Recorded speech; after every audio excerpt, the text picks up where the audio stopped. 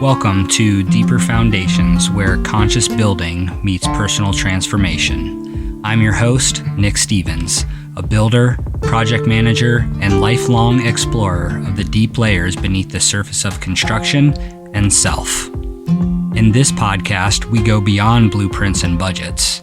We talk about sacred geometry, emotional intelligence in the field, healing through hands-on work, and the stories that shape who we are in the trades and beyond. Whether you're swinging a hammer, managing a project, or just curious about the heart behind construction, this space is for you. So let's dive in. You're listening to Deeper Foundations. All right. Thanks for tuning in, everybody. I'm your host, Nick Stevens, and welcome to Deeper Foundations. This is the official first episode of Deeper Foundations, and I've invited a good friend of mine, Steve Zacks, to talk a little bit about his story and share whatever he feels like sharing. So welcome, Steve. Hey, thanks for having me. Yeah, absolutely. And we're just going to dive right into it. We're going to start off with a little bit of an icebreaker. I've got this game called Let's Get Deep, and it's just kind of got some cards in there with some prompts on it. It is definitely off an inspiration of a game that my girlfriend and longtime best friend of Steve's, you guys been friends for decades, right? Yeah, like 20 years, something like that. 20 years, yeah. And so that's how Steve and I actually met up. And my girlfriend's name is Tara, and she plays this game called the Popsicle Stick Game. And she has all these prompts and questions and passes around all these popsicle sticks for people to pull. And it's very engaging. So I thought it would be a great icebreaker to buy an official game that's called Let's Get Deep, just because it's called, the podcast is called Deeper Foundations. So I'm just going to dive right in, shuffle up the cards, and see what answers we get from each other. Drum roll. All right. So the card is, what superpower would you want to have and why? Stop time. Ooh, stop time. That's a good one. Yeah. And I mean, like, it's hard because like a close second would be flying, but the ability to stop time and everything from the more unsavory fantasies of like honestly robbing a bank, because like things like that, but really just stepping outside of the confines of time and like getting to enjoy certain experiences for longer and not stop time forever, but just situationally. Yeah, that's a great answer. I mean, what comes up for me is kind of like invisibility or flying, I think would be my two. When you said rob a bank, I'm like, oh, you could do that too if you're like invisible. But, I was trying to go through my head, like, what would be all the other benefits of being invisible? And I think I like stopping time more. I feel like there's ability to do a lot more than just be invisible. But I probably would choose flying just because I like to travel. I haven't gotten a chance to travel in a long time, and I feel like just having the ability to like fly really quickly around the world and get to different places would be super beneficial. Oh yeah, and exciting. I mean, like to to be able to go up, 30,000 feet and just plummet safely. And man, yeah, I envy the birds. Yeah, definitely. So, let's dive in to this episode, and I think we'll start off. So this episode is going to be called Sober Foundations. We're just going to kind of talk about substance abuse, sobriety, and then even you kind of transitioning out of the industry. So why don't you just kind of share a little bit about your story, who you are, wherever you feel you'd like to start, whether that's when you started in construction, maybe a little bit before, even, where you're from kind of thing. And we'll just go from there. So I guess like given the context of the show, like I'll say that I definitely started using drugs before I got into any type of construction. It was like Probably like the same thing as a lot of people, like smoking pot and drinking with friends at like 10, 11 years old. Like I skateboarded for all of my teenage years. And so, like partying was just commonplace with that. At My 10 and parents, 11, you're still in elementary school at that point, right? yeah, I Yeah. mean, fifth and sixth grade, I started drinking sometimes, smoking cigarettes in fifth grade when I was 10, smoking pot at 11. And I don't honestly, like, I don't, I don't know. Um, I have to kind of live a normal, quote unquote, normal adolescence and stuff like that through my son. And every now and then, like, I'll check in with him and be like, what's it like having a dad or, or stuff like that, where it's like, is it cool? Is it cool like having parents that are engaged and stuff like that? It's like, just tell me what it's like. As in a comparison to maybe your upbringing and not having that engagement. Yeah, but I mean, it's not like a bitter thing or anything like that. It is what it is, at Yeah. this point. It's just like, it's funny because like the contrast between, man, it's not like I wasn't shown love or anything like that. My parents did the best that they could, with the people that they were at the time. And, some of that was like really good and some of it was really awful. And, like I just, I don't know, man, like the world at a pretty young age started seeming like a dangerous and hostile place. And there was a lot of stuff, like being a kid, being new in the world, being a teenager, there's a lot of stuff that's like scary. And, I didn't have anybody around to like help me navigate those feelings. And, I found that when I got high, like I either was able to ignore those things or just, be free from them. I was like, it was a way to be able to control what I thought was like a hostile reality. And I didn't understand, how could I, but at the time that the world is not as hostile as I thought that it was. I was 15. I, man, literally stumbled upon heroin in my parents' bedroom. And man, I remember doing some and I didn't know what it was. I just knew it was a drug and I knew that there was a way I could do it. So I did. And I remember excitedly running to my stepbrother's bedroom and being like, I found it. I found it. Oh my God, I found it. And he was just like, what the hell are you talking about? I was like, I found the answer. Uh, Oh, and he's yeah. just like, for what? I'm like, it feels like everything. It feels like I found the answer to everything. And for the first time in my life, I remember being totally free from like thoughts of insecurity, um, inadequacy, like fear, just in general. Like I felt held and like safe and warm and fuzzy inside and just like happy, like that was the only thing that there was. And of course, that's not sustainable. And things ended up going sideways. And my dad and I started using together when I was 16 for like the next 4 years until he went to prison.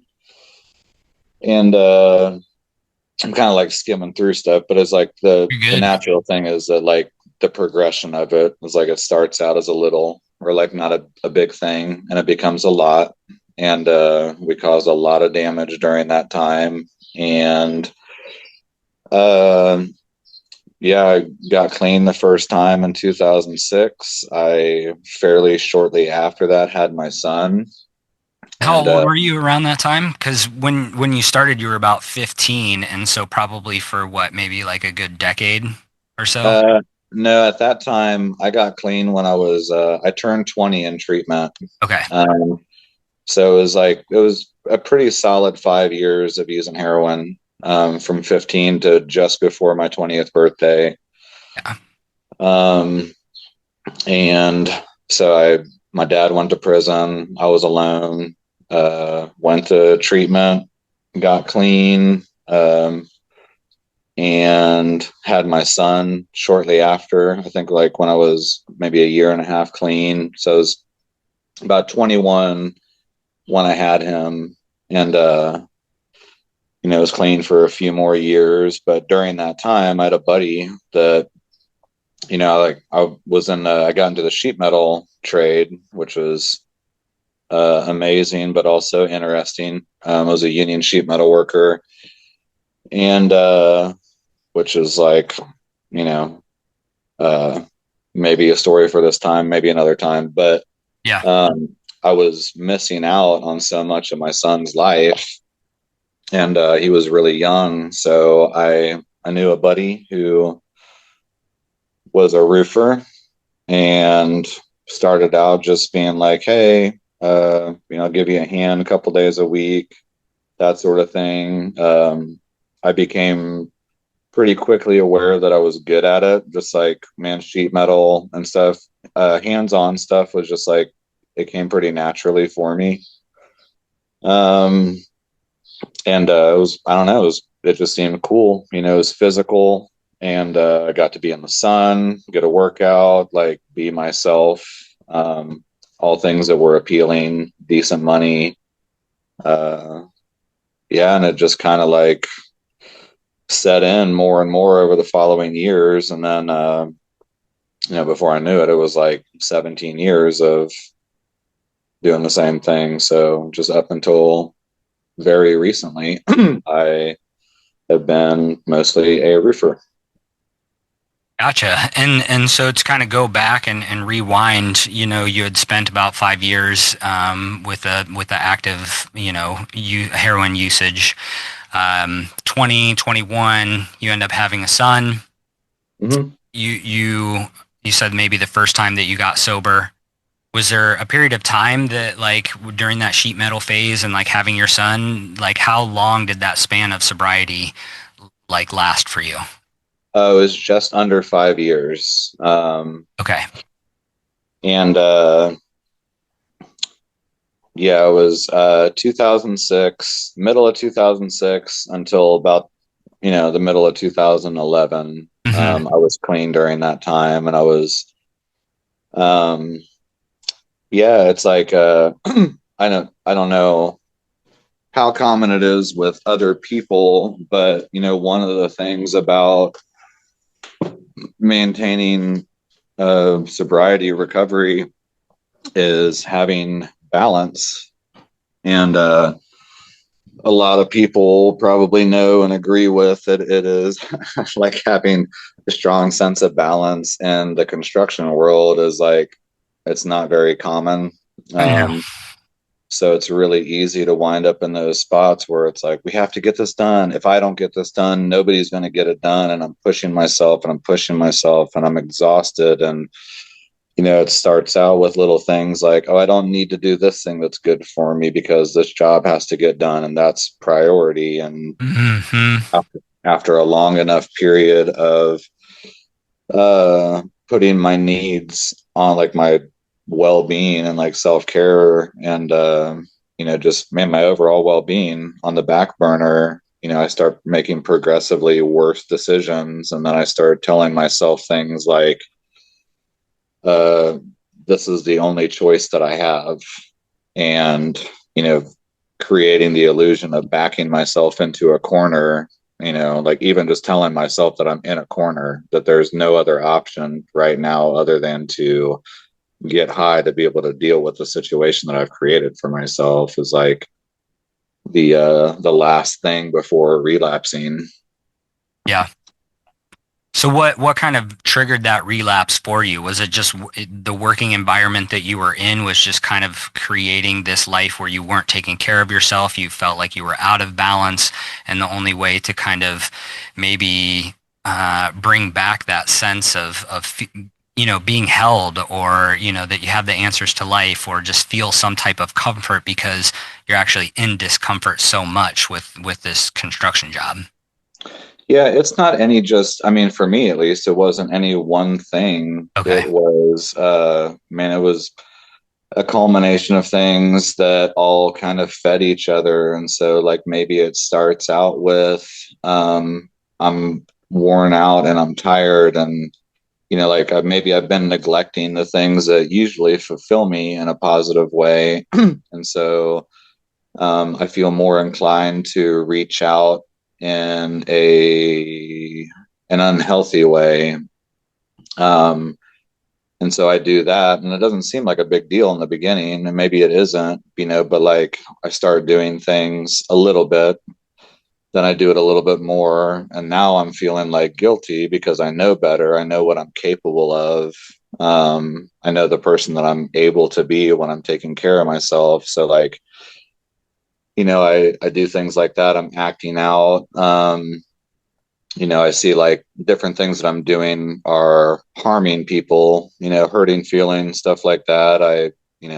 I'm feeling like a piece of shit, basically. And because of that, I further distance myself from the things that are good for me. I'm like getting stressed out about work now, like these things, like all these little things that aren't anything really, like in a healthy mindset, none of it matters. It's all fine.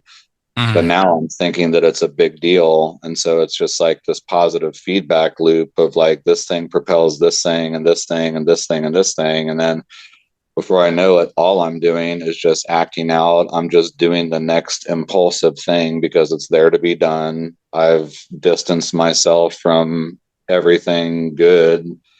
And then, I start telling myself different things like, well, maybe, like I'm not even an addict, maybe it's just I'm a victim of circumstance, or like, and Mm-hmm. I have nobody in my corner to even tell these thoughts to anymore. So like, I've made myself be alone, and, like it's just me with faulty thinking, trying to navigate life situations and just perpetually making shit worse. And, Mm-hmm. then I wake up one morning and I'm just feeling like I'm going to kill myself or I'm going to get high. But I have a son who's, at the time 3 years old. So, like, getting high seems like the less permanent option. Um, in addition to telling myself, I've been in recovery for almost 5 years now. Like I go to meetings, I do step work, I do like all the things. Like I know what to do if I use and this situation gets out of hand, I know where to go back to. And thinking that it would be that simple. And 2011 happens, I decide to use, and then it takes me until the end of 2019 to get clean again. So like, it's not always the case with people, but like for somebody like myself, it's not as simple as just turning the switch on or off. It's a little bit of a bumpy ride. Yeah, for sure. So you kind of go through 2011 to 2019, 7, 8 years, nine, whatever it is. Yeah, and that can be a really intense cycle. I like kind of how you shared with everybody about, just being in that cycle, right? Where you're getting stressed out about work, but it's as a result of you getting high and just not having that balance in your life. So then you wake up and you do it over again. I don't know if that resonates with you, if that's kind of talking about the vicious cycle that addiction is, Yeah, I mean, that is what it is. It's just like, it is a self-perpetuating cycle where, I do a thing, I feel, and like the same thing can be said for doing, esteemable things and like taking care of myself. They're two sides of the same coin of, once, I learn that I am important and I start treating myself as such, and I do things that like illustrate that I actually care about what happens to me in my life, then it feels better to do those things and I want to do them more. And then I do them more. And then I have more benefits. So it's like, but it's the same thing with, active addiction. It's like, I feel bad. This thing will take that feeling away momentarily. when it's gone, I have created more damage little by little or lot by lot. Mm-hmm. And, um, after a while, it's really just kind of like a runaway train until there's just no track left. And if I'm lucky, I'm still alive and I maybe still have some people in my life that care about me to help me kind of pick up the pieces. But it's seldom a pretty sight when people get to the end of that road. Absolutely. So when you got to the end of that road in 2019, what was the change for you? Um, well, interestingly enough, it had a lot to do with Tara. And that's something like she and I had, man, a lot of times in our lives had a lot of parallels, and just, man, kind of met each other where we were, where we were each at the times, and mirrored each other. And around like 2018, 2019, just having some things put to me in a way that like I actually connected with it, like concepts like being present, um, like not excessively talking about problems, but considering solutions, or like how I'm part of perpetuating these problems that I'm having in my life. And then 2019, I did get sucked back in. Like I kind of picked up the pieces a little bit, but I got sucked back into a cycle of, and forgive me, I'm relocating to my charger. But I got sucked back into that cycle of I'm not taking care of myself. I was still partying here and there. And uh, yeah, like getting to that spot of burnout and telling myself like the same old lie of if I don't do this, it's not going to be okay. And yeah, it was just like, but during that time, I had the question posed to me of, really quick, is my camera looking weird? Yeah, a little bit. I don't know if it's just because it's plugged in. I mean, I can still hear you. Just got this like pink strobe thing going on, but it's kind of Okay. cool. Okay. um, but yeah, so like I had it posed to me that I should be the most important person in my world. Hmm. And like, I had it framed to me before of like, you can't love anybody until you learn to love yourself. And which I always thought was bullshit because, like I do have a really big heart and I've always loved people a lot, like to a fault a lot of times.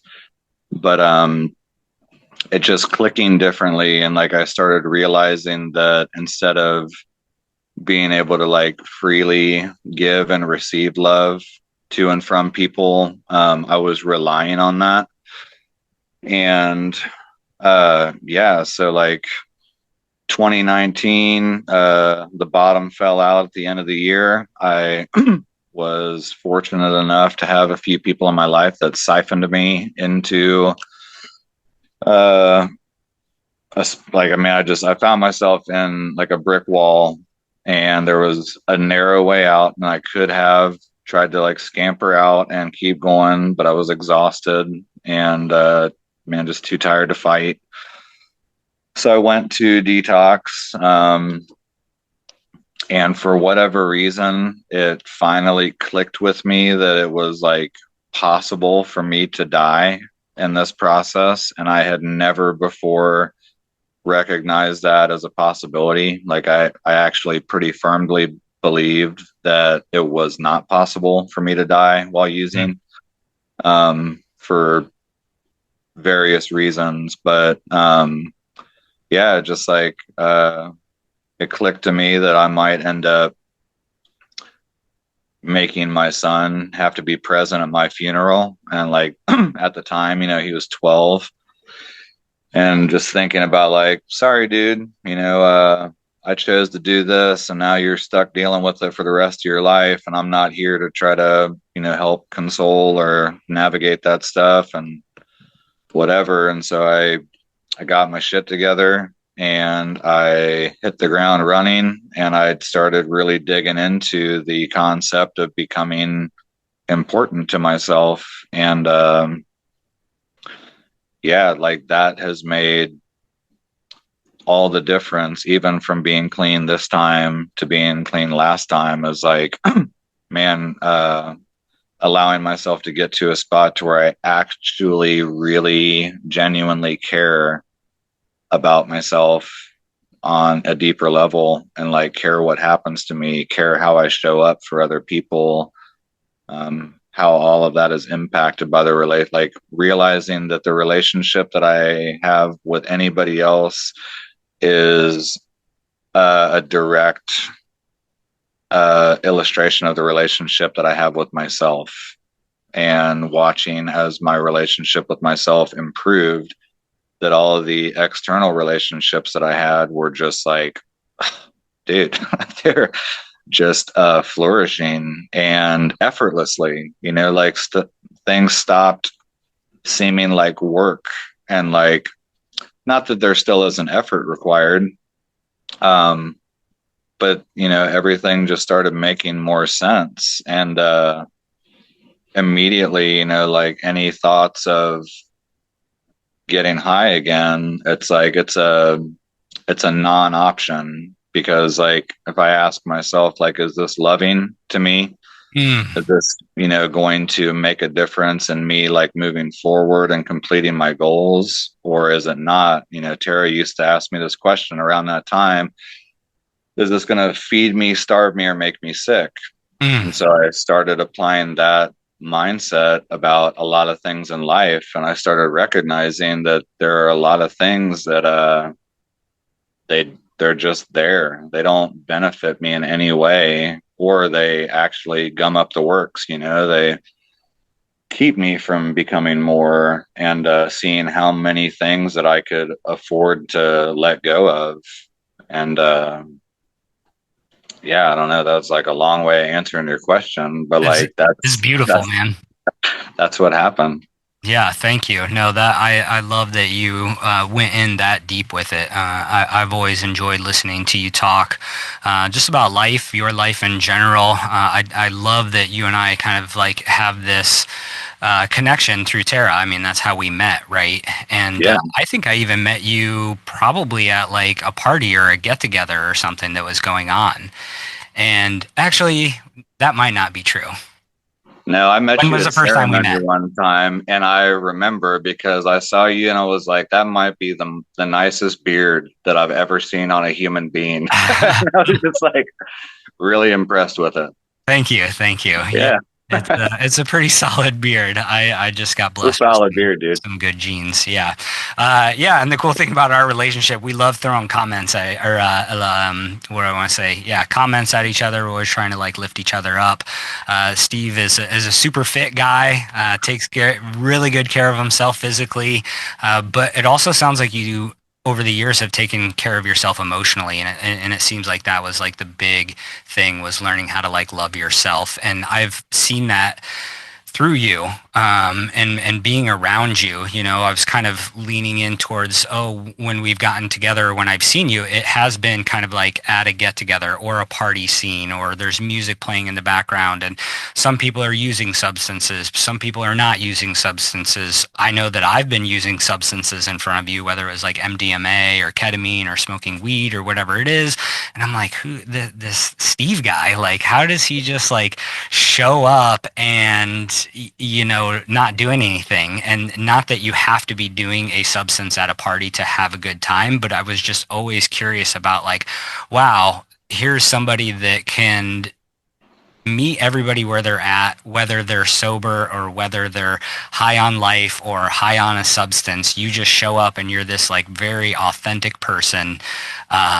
And you just have so much love to give. And I think that is a result of you loving yourself. You know, you're kind of talking about before, well, you already naturally kind of did that because you had this big heart, but it kind of was coming from like a people pleaser sense. And correct me if I'm wrong, but I just feel like I've noticed that that the love comes from you because you love yourself and you love life. You just have this passion for life and the people around you. And so yeah, that's something that I've always wanted to say. I mean, I look up to you for it. I mean, I still like partaking in my substances. My story's a little bit different, but I also connect with in many ways with you. You know, I would say I was pretty heavily like smoking weed for a good 2 decades, you know, in construction, and I would even go to work high sometimes, you know.